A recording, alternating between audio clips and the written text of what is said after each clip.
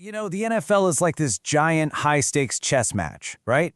Every single move a front office makes has consequences. But every now and then, a move comes along that isn't just a ripple in a pond. No, it's a full-on tidal wave.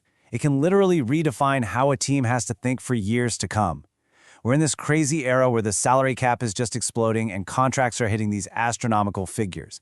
And sure, quarterbacks have always gotten the big headlines. But now, we're seeing elite players at other positions getting these market-shattering deals.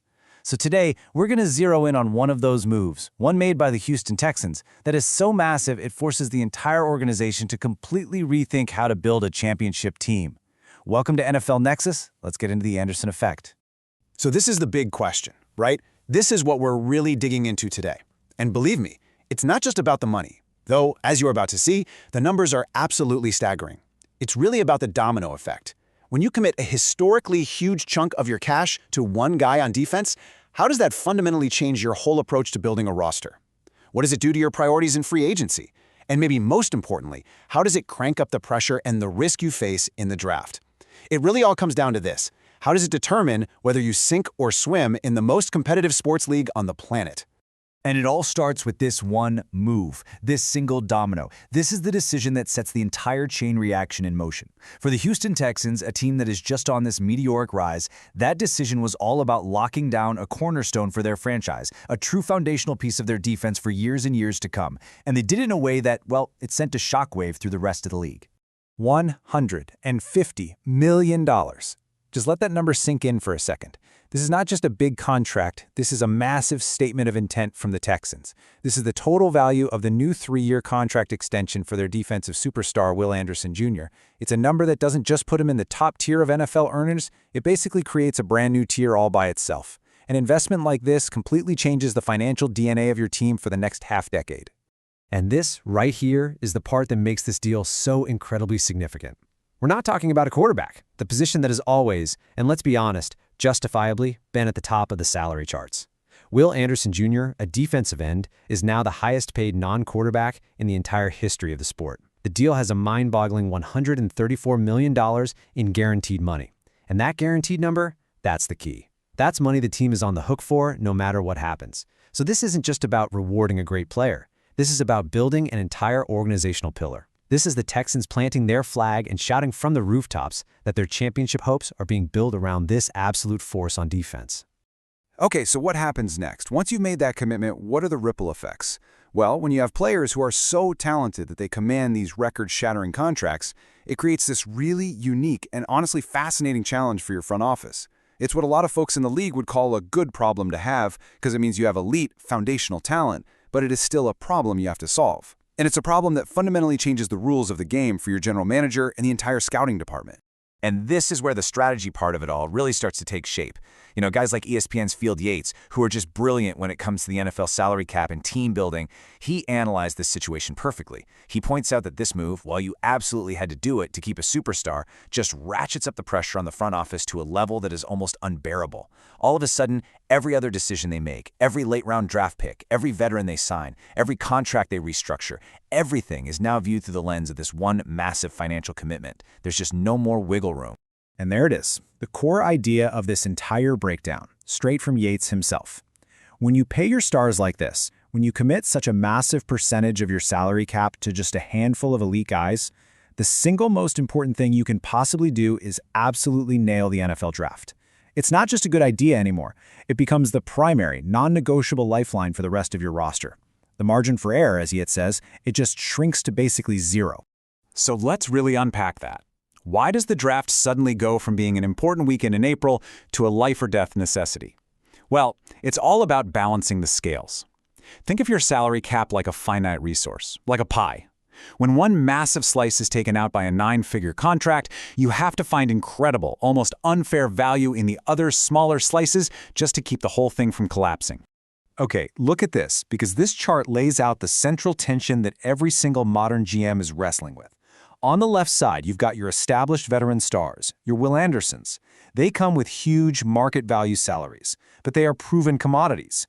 You know exactly what you're getting on Sunday. The downside, they leave you with very little salary cap flexibility to fill out the other 50-plus spots on your team. Now, look at the right side. That's the rookie infusion from the draft. Because of the league's rules, these guys come in on low, fixed-cost contracts for 4 years. Now, they're unproven potential for sure, but they give you the maximum possible salary cap flexibility.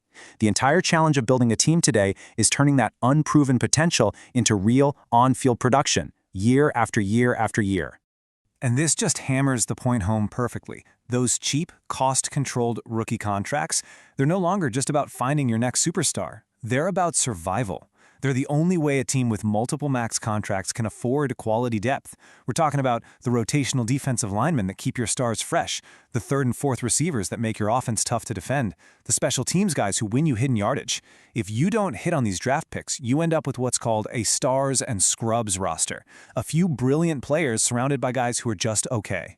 Yates points to a Detroit Lions as a perfect example of a team that's built a deep, competitive roster by just consistently hitting on their draft picks, which allows them to pay their homegrown stars.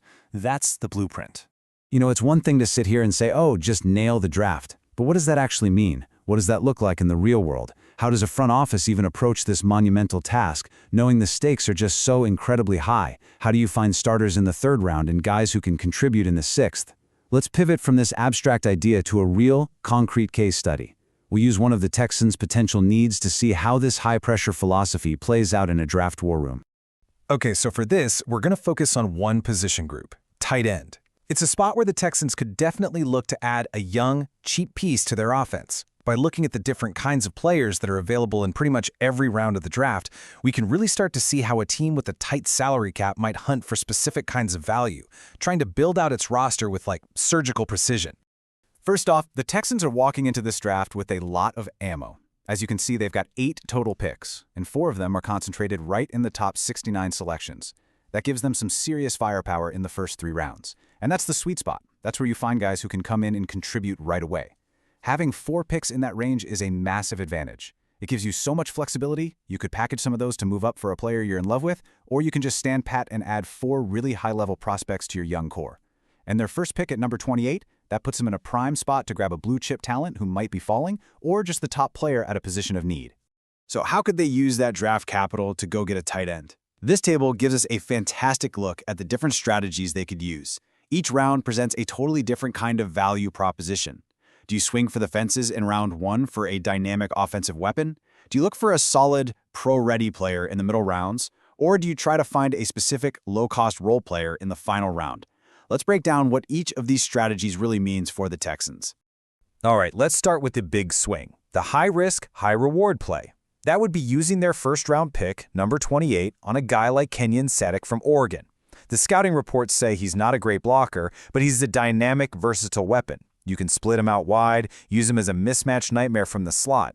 This is a gamble, no doubt. You're using your most valuable draft pick on what is basically a luxury item, another weapon for your franchise quarterback. Now, if he hits, he could become a Pro Bowl-level player on a cheap rookie deal. But if he doesn't, that's a huge missed opportunity to fill a more pressing need, like on the offensive line or at cornerback with a premium player. Now let's shift to the middle rounds, where the strategy really changes from finding an immediate star to finding long-term potential. Take a guy like Sam Roush from Stanford, projected here in the 4th round. He's described as a developmental prospect, with this eye-popping 6'7" frame and great athleticism. This is a pure bet on your coaching staff. You aren't drafting a finished product, you're drafting a collection of elite physical traits. The salary for a 4th-round pick is almost nothing, and the potential payoff is enormous if your coaches can take that raw clay and mold him into a dominant tight end over a couple of seasons. This is exactly how smart teams find incredible value and build that sustainable depth we were talking about. And finally, let's look at the late rounds. In the 7th round, you are not looking for a future Hall of Famer. You're looking for a specific role, and, just as importantly, a specific kind of character.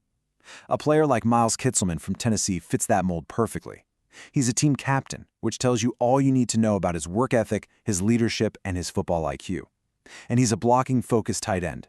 He fills a very specific, very unglamorous need on your roster. He can help your run game, provide extra pass protection at almost no cost to your salary cap. These are the kinds of smart, targeted picks that add up over time and provide that crucial depth that keeps your team afloat when injuries inevitably happen. So as we've seen, from the high-stakes gamble in the 1st round to the precision role filling in the last, every single pick becomes this incredibly calculated decision, a vital piece in a super complex puzzle. That Will Anderson contract didn't just make him a wealthy man. It fundamentally changed the DNA of the Texans' entire team-building strategy. It forces them to be smarter, more efficient, and more precise in the draft than ever before. Which brings us to the ultimate question, doesn't it? In a process as unpredictable as the NFL draft, and with that margin for error shrinking to almost nothing, is a perfect draft, the kind you absolutely need to build a champion, even possible? Or is it just an impossible chase that defines the modern NFL? Let me know what you think down in the comments. If you enjoyed this breakdown, make sure to subscribe to NFL Nexus and hit that like button. Thanks for watching. And hey, if you're looking for something fun for the NFL fans in your life, you can help support the channel by checking out our coloring books. They're perfect for kids, grandkids, and yeah, even adults. You can find the link in the description or just scan the QR code you see on your screen now.